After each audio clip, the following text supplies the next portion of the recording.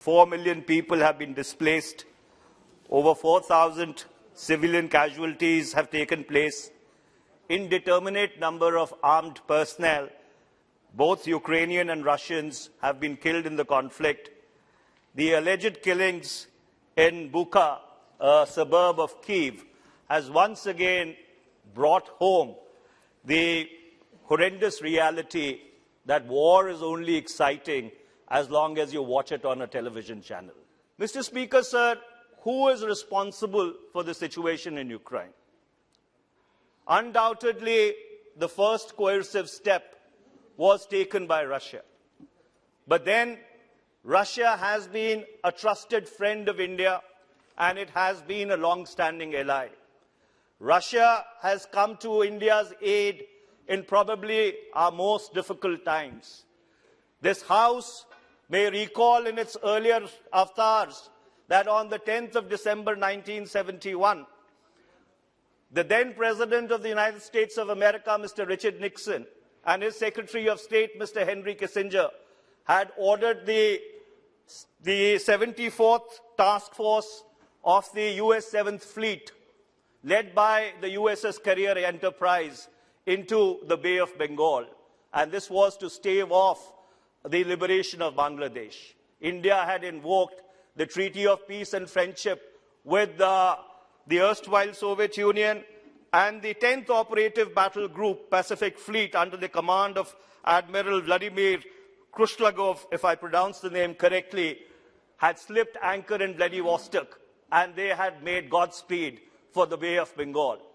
And they were successful in checkmating the joint American and British task force which had come into the Bay of Bengal, and that scripted India's finest hour, and also late Prime Minister Indira Gandhi's finest hour, when we liberated Bangladesh and made it an independent country. That's a history for which, or that's an act for which we owe a debt of gratitude, a debt of honor to the erstwhile Soviet Union and its successor state, Russia.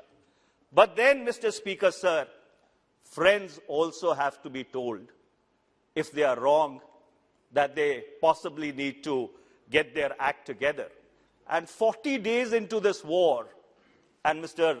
External Affairs Minister was smiling, what I meant to say was that Russia may have been told privately, or would have to be told privately, because after 40 days of this conflict, Russian war aims appear to be ill-defined or at best muddled. Does Russia want to split Ukraine at the Dnieper River? Does it want a regime change? What does it mean by denazification of Ukraine? Does it want to create a land corridor between the Donbas region and Crimea? Or is it testing the Anglo-American power?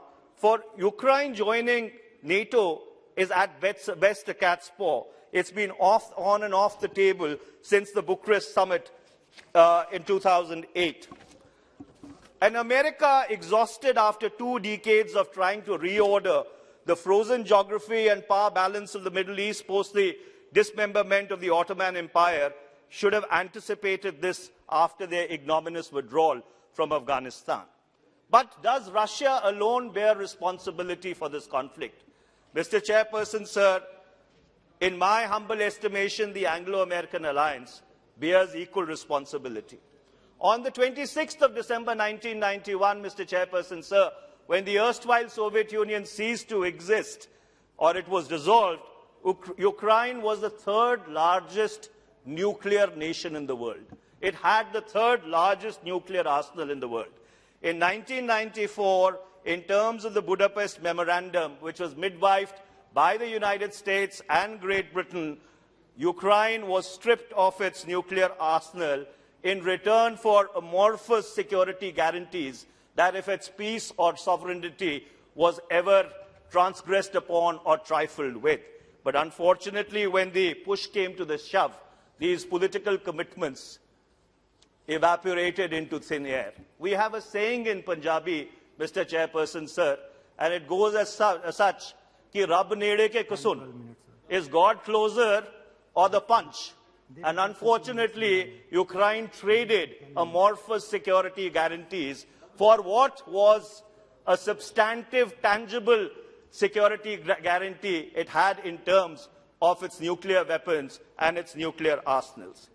This is a cruel thing to say, Mr. Chairperson, sir, but unfortunately in the times that we live in, I think it needs to be said.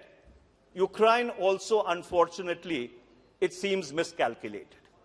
They should have been far more sensitive to Russian concerns and the eastward expansion of NATO, which Russia time and again characterized as a security threat to its own sovereignty and integrity as a nation. 14 countries have joined NATO since the breakup of the erstwhile Soviet Union, and they all lie in Eastern Europe.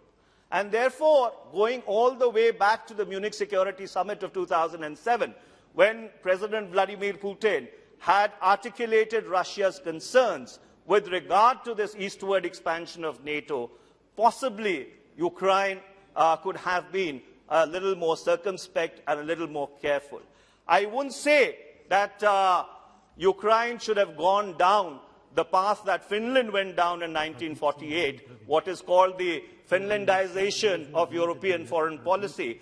But I hasten to add that Ukraine possibly needed to be far, far more careful and cognizant of the security concerns of its eastern neighbor. Under these circumstances, when the world seems to be in a flux, and even around India there seems to be turmoil, there is political unrest in Pakistan, there is economic unrest in Sri Lanka, what is it that India should really be doing? And there I would like to commend the government. I would like to commend the foreign minister. The government so far has been very cautious and circumspect. The government has been trying to tread a very thin line. It's been trying to walk on the narrow edge of the wedge, and it's not a very easy act to perform. But I'm afraid that this may just be the beginning. The push may not have come as yet, because if you go by some of the statements which the United States Deputy National Security Advisor, who has an Indian-sounding name, Mr. Dalip Singh, articulated while he was in Delhi, or the exchange which the foreign minister had with his British counterpart, I think the pressure is just, is just getting built up. And therefore, my concern is that Nehruvian autonomy, what we call non-alignment, that held India in good stead between 1946, going back to the first Asian Relations Conference, all the way up till 1989, when the Berlin Wall collapsed, that luxury may not be available to India. We may not really have the option of being able to sit atop this new Iron Curtain. And the reason why I say this is not because I'm making a value judgment on the current government. Unfortunately, the geopolitical situation as it has evolved, post the collapse of the Soviet Union and Eastern Europe, has also made India take positions going back 3 decades. The economic alignment in 1991 with the Washington Consensus, the 2003 next steps in strategic partnership, the 2008 Indo-US civil nuclear engagement, and then 2014 onwards, the various defense agreements with the United States, namely the Logistics Exchange Agreement, LEMA in 2016, the Communications and Interoperability Security Arrangement in 2018, the Basic Exchange and Cooperation Agreement in 2020, the re-energized Quad that we have become a part of now, I think to a very large extent has taken us far closer to the West than we would have been comfortable with in this current situation that not only we but the world finds itself. So therefore, under those circumstances, I would like to, I'll just take 2 more minutes, Mr. Chairperson, sir.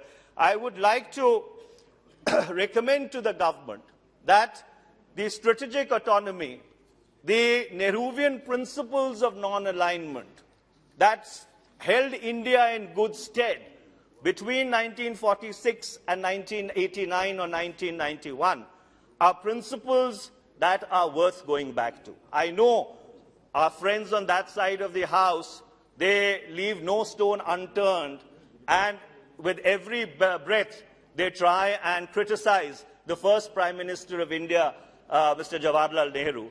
But the fact remains that those principles which were enunciated then possibly have stood the test of time, and Ukraine and the crisis in Ukraine and the position which the government of India has taken possibly bears the most eloquent testimony to those principles which were articulated at the founding of our republic.